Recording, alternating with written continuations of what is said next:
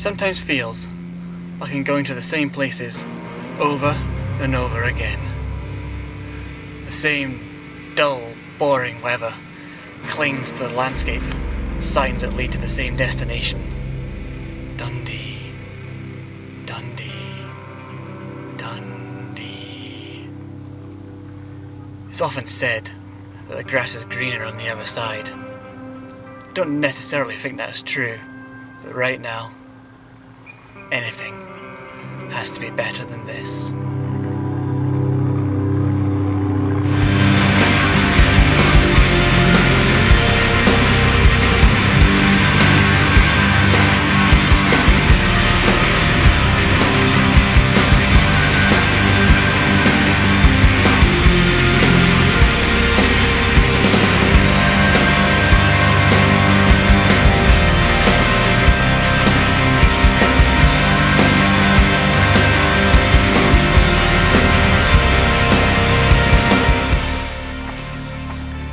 About to embark on an adventure.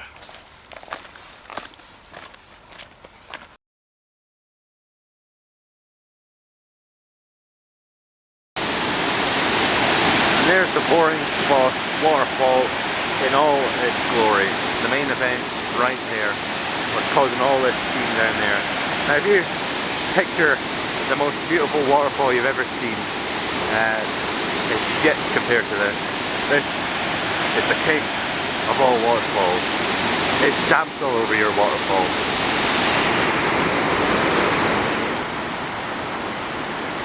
This is maybe the second tallest cliff I've stood above. What view you get from here? I'm probably going to butcher all these names, but we are at the Foss waterfall. Well, Foss and waterfall presumably mean the same thing. But it's going to be impressive.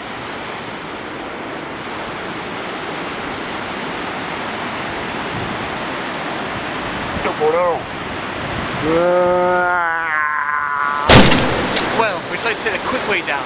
We slipped, and here we are, bottom of the gorge, completely unharmed, ready for some more adventure.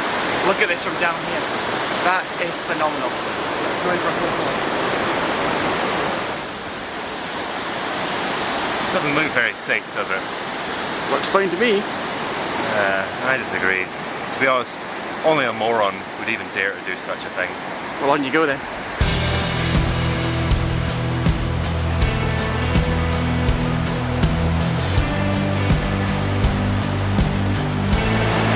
Okay, now it's time for this board across the bridge.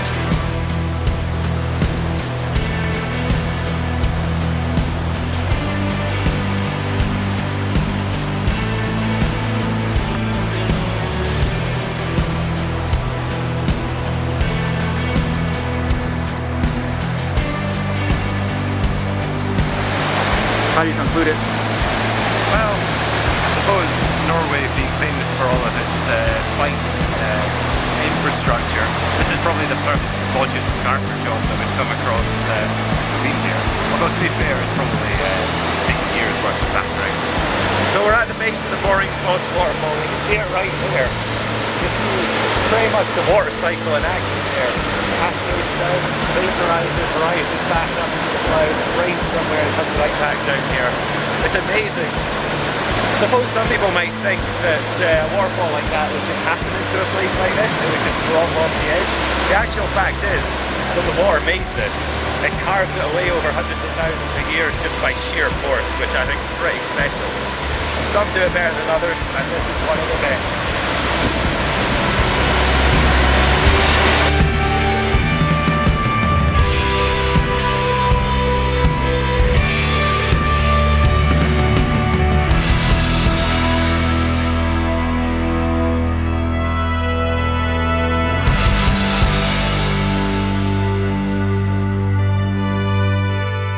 Hardanger Bridge has really opened up the routes around here to get about in Norway, and one must think, if only this had been around in the time of the cattle drovers. Isn't that right, Simon? Yep.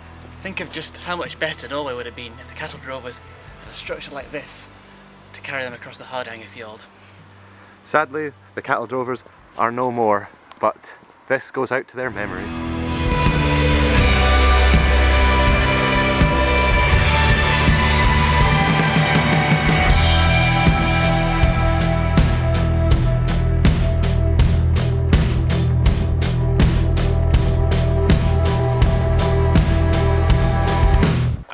climb the dreaded bars of death here in Norway. Now, things like this are quite difficult in Scotland, but I believe that they up the ante out here in these Scandinavian countries.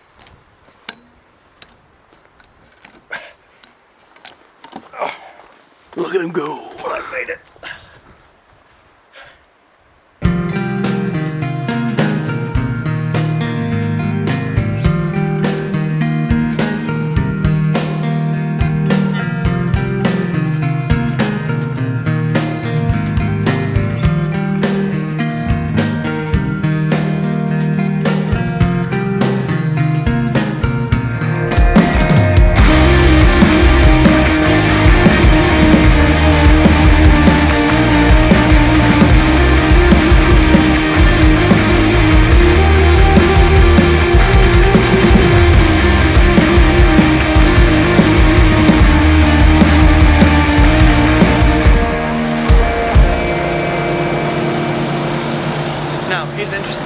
Bergen harbour that you might not know.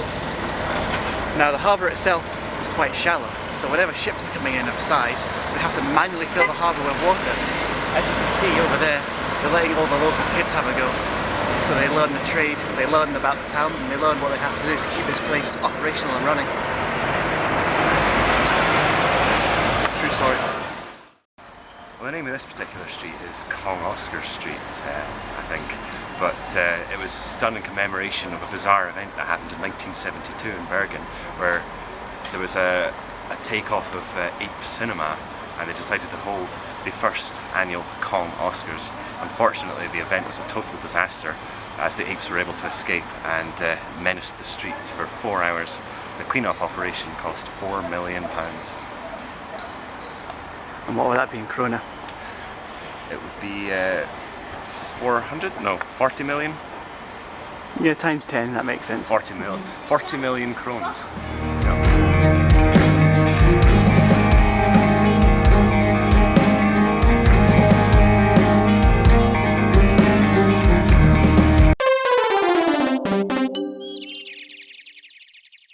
Goats. Some say that goats from Bergen are highly urbanised and are attracted to the fumes from the funicular railway and thus have made their home up here. As you can see, this particular one has a very spectacular goatee.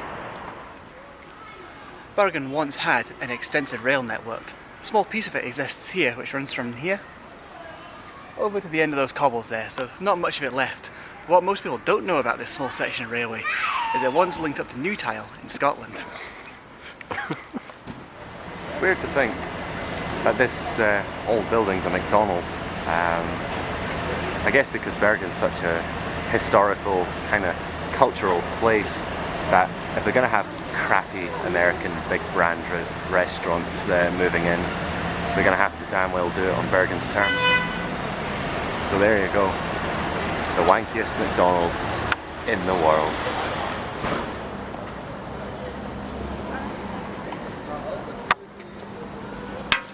Standing here next to Edward Griggs. Now, you might be wondering who this guy is. He's actually quite famous in the UK because he came across and he started up a chain of bakeries that are now countrywide. But so that people didn't know his origins, he changed his name to something a bit more British. He changed his name to Greg. So Simon is drinking Iste, which is a lemon lime drink thing from Norway. I, on the other hand, have decided to be boring and just go for Dr. Pepper, like I always do. Even though it sucks. We now have to go to the underwear store. We have plenty for the rest of the trip, but if you want to buy these drinks, £1. Yep, mine is also worth one piece of underwear. Okay. Or if you're in America, some trousers. Yep.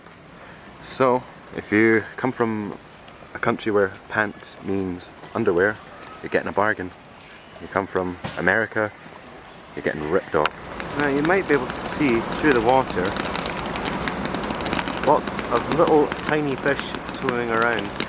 Now here at Bergen Harbour there's a huge fish market and it's almost impossible to really make your mark here, especially when all the best fish is taken. So what you do, if you're a smart man, is you go and fish all those little fish out of there, get a bundle of 100 or so, and then grind them all into a paste and put it in a pot and sell it as fish paste. That is the way to do it. Isn't that right, Simon? Well, I'm not really a seafood fan, so, you know, if you want to eat delicious fish paste, that's up to you.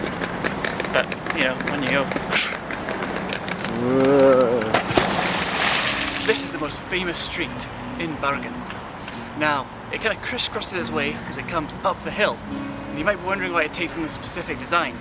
Now, Bergen had only one architect, one Lars Johansson, who built this entire city by himself.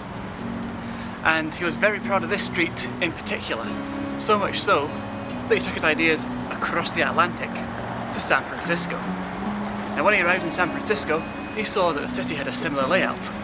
Nice old buildings, plenty of streets, plenty of hills, so he built one of San Francisco's most iconic streets. And it was so iconic that now the street in San Francisco is more popular, which is a shame because this street here was his original design. This is now known as San Bergen. Tonight on Action Mongers, Simon crosses the line.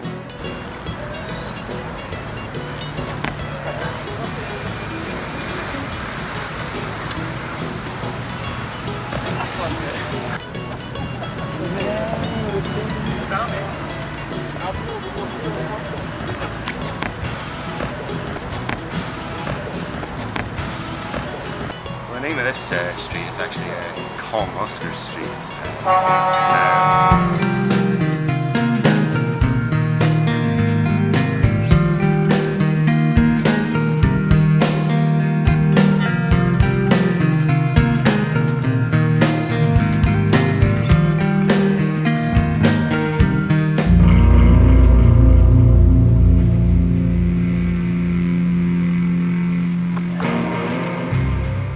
I know a lot of you say, I'd love to move to Norway, to paradise. Look at the fjords, look at the mountain tops, the glaciers, the waterfalls. You look at this, look at that. But you have no clue. You only come in the summer on holidays. None of yous come in the winter. I tell you, Norway's only good in the summer. You've never put yourself through a long, hard winter like we did in 1972. Me, my wife, and a couple of other fellow Scotsmen, we all moved out here. We quickly discovered that the snow, 10 feet tall on either side, you can't get anywhere. Hours and hours of digging the car out the snow, that's just to get out the driveway. And if you've nae stocked up on supplies to last you for 8 months of the year, nobody's got any sympathy for you. Our friends, they had a house high up on one of those kind of cliff top places. They perished in 1974. They didn't even get a proper burial.